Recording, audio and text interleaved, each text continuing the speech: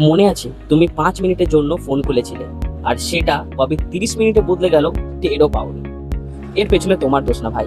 আসলে social media প্ল্যাটফর্মগুলো এমনভাবে ডিজাইন করা হয়েছে যেন তুমি বারবার স্ক্রোল করো আর স্ক্রোল করতেই থাকো, থামতেই না পারো। প্রতিবার স্ক্রোল করার পর নতুন কিছু পাওয়ার একটা উত্তেজনা তৈরি হয়, যাকে বলে ডোপামিন হিট। এটা এক ধরনের পুরস্কার যেটা মস্তিষ্ক বারবার চায়। আর এটাও তুমি খেয়াল করবে, যখনই তুমি স্ক্রোল করো প্রত্যেকবার different types of content, different types of emotional content তোমার সামনে শো হয়।